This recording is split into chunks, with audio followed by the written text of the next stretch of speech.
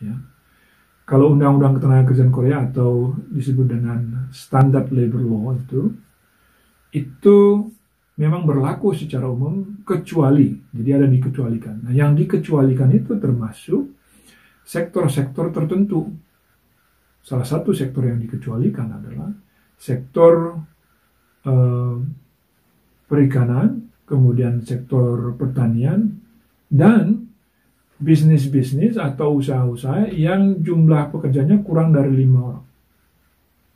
Nah, kalau kita memperhatikan lagi program E8 ini, kuota maksimal untuk satu keluarga mempekerjakan itu hanya maksimal 4 orang. Artinya dari situ bisa kita melihat bahwa Undang-Undang Ketenagakerjaan Korea itu tidak berlaku untuk sektor ini, untuk jenis pekerjaan ini. Ya. Oleh karena itu, ada banyak loophole, ada banyak kelemahan. Ya. Karena program ini tidak di-cover di dalam Undang-Undang Ketenagakerjaan Korea, dan juga tidak di-cover dalam Undang-Undang rekrutmen pekerja asing.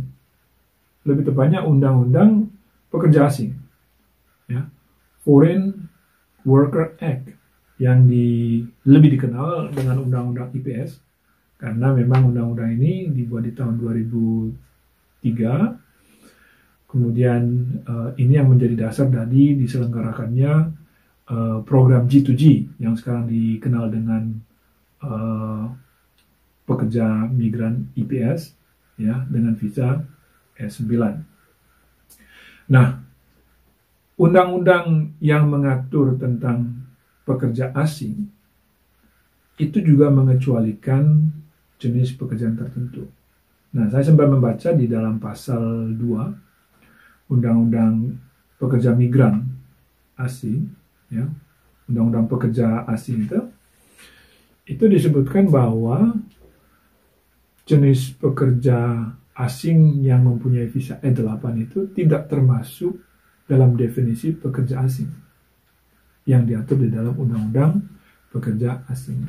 Dengan demikian, benefit atau perlindungan yang diberikan berdasarkan Undang-Undang Pekerja Asing tidak diperoleh oleh pekerja migran dengan menggunakan visa E8.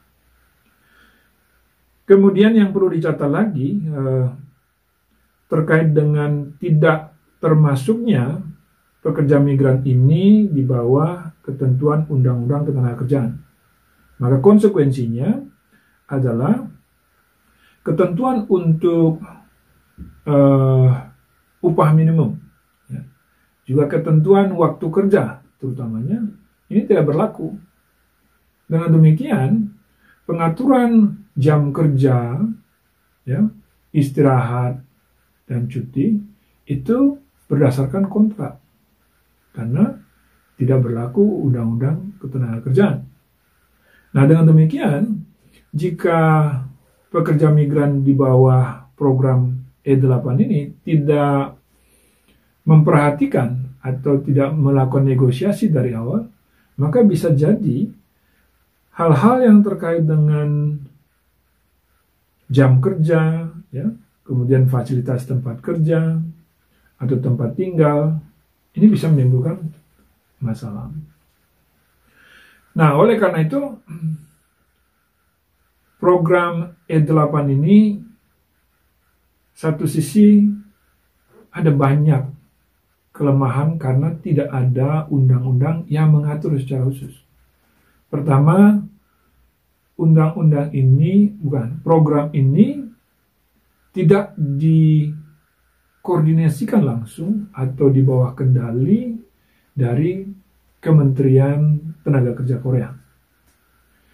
Nah, kalau kita melihat sebentar, merunut dari sejarahnya kenapa ada program seasonal worker ini bukan di bawah program pemerintah, bukan di bawah ke program Kementerian Tenaga Kerja, tetapi sebenarnya ini lebih kepada pemberian jenis visa atau ekstensi dari jenis visa untuk short term worker, ya, di bawah Kementerian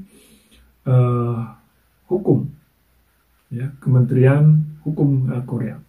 Nah, dalam pandangan saya, dalam satu sisi dengan tidak adanya regulasi yang secara spesifik mengatur hal-hal terkait perlindungan pekerja musiman di Korea, maka sebenarnya ada peluang juga bagi pemerintah daerah atau pemerintah pusat, dalam hal ini Kementerian Tenaga Kerja, untuk menegosiasikan, ya, terkait terms and conditions, ya, secara lebih detail, khususnya mengenai perlindungan pekerja sektor musiman ini.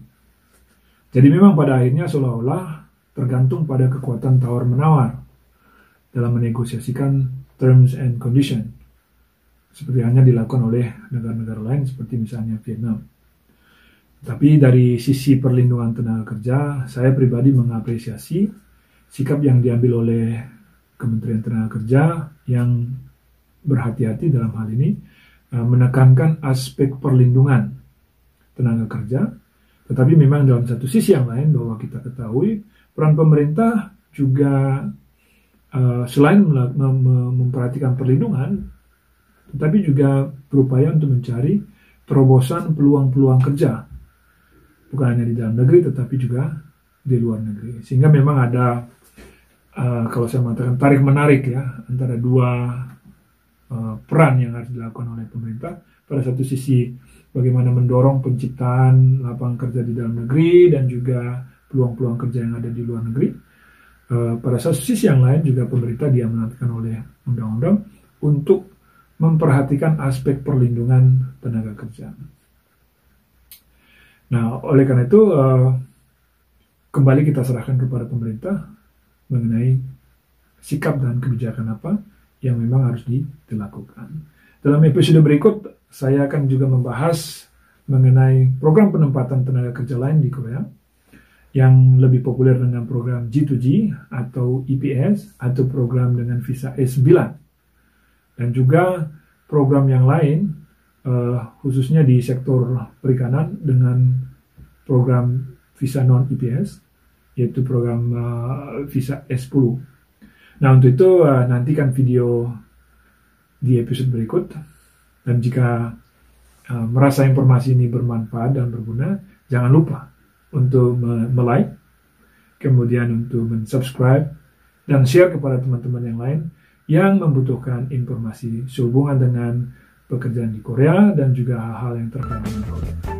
Untuk itu, sampai bertemu dan salam sehat dari Korea.